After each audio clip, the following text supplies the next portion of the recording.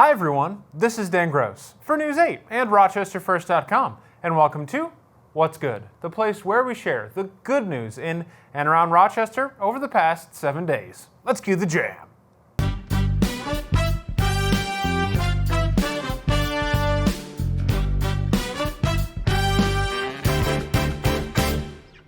Leading off with a special member of the Rochester Red Wings. This guy, Conehead, celebrated his birthday at Frontier Field last week. The famous beer slinger, as popular as he is in Rochester, he's just as popular in Buffalo, and he got a special shout out from the Red Wings last week on his birthday. Happy birthday to the GOAT. And it's hard to argue. Rochester's Veteran Outreach Center got $1.5 million in federal funding to help house and support homeless veterans. The funding will come split into 3 equal parts given annually as part of the Homeless Veterans Reintegration Program. The VOC will use the funding to help provide job training and placement for all homeless veterans throughout the greater Rochester area. The RMSC Strassenberg Planetarium has 2 new exhibits. The Rochester Eyes in Space experience shows the history of Rochester's influence on space innovation and exploration, including newly declassified technology. And the other is called the Same Sky exhibit. It explores indigenous history and culture with interactive displays of sky-watching, artwork, and storytelling. Big Brothers Big Sisters of Rochester is expanding their program to include the Monroe County Sheriff's Department. The program's Bigs in Blue and Bigs with Badges began in 2019 with RPD and Geneva PD, respectively. Now, Monroe County Sheriffs will also be participating. Big Brothers Big Sisters has been in the area since 1978, and the organization is hoping to expand their sheriff program even further in the future. 2 officers in the Rochester Police Department, Audrey DePola and Christiana Sedita, have helped expand outreach in the LGBTQ community and helped other officers deal with issues of sexual orientation.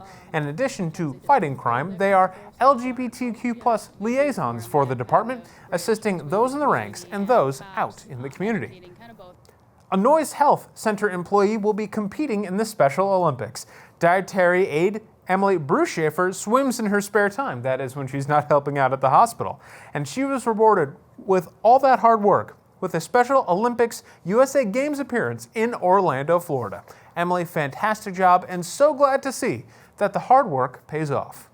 And the 9th annual Rochester Cocktail Revival kicked off this week. The festival includes over 60 cocktail-focused events. Admittedly, we probably could do 600, but it is 60 cocktail-focused events over a week-long span. This year, 30 downtown venues will participate, with some sponsors throwing themed parties. Organizers say the Rochester Cocktail Revival really shows off what the city has to offer. Also important to note, it is a fundraising event. Black Button Distilling is raising a glass to its 10-year anniversary. The local small batch spirits company is Rochester's first grain-to-glass craft distillery to open since Prohibition. To celebrate, they released 243 bottles of their oldest whiskey.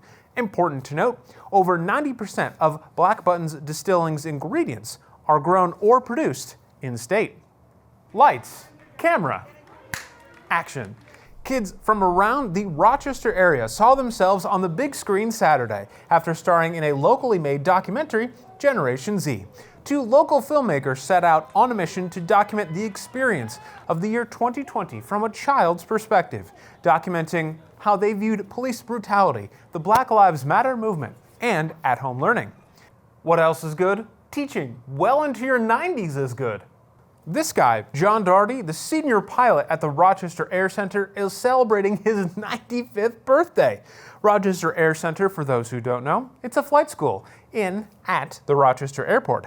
Doherty has been a flight instructor in this area for over 50 years. He's a World War II veteran, a former business owner, and has even been awarded the FAA Wright Brothers Master Pilot Award. John, keep it up. What else is good? Your good news. Whatever it is, if it puts a smile on your face, the team and I would love to hear from you.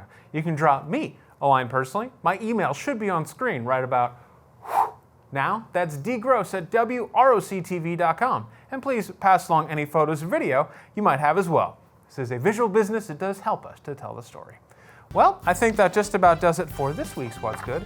My name is Dan Gross. Thank you so much for your time and company today. Really appreciate it. You know what else is going to be good? The rest of your week. We'll see you next Wednesday.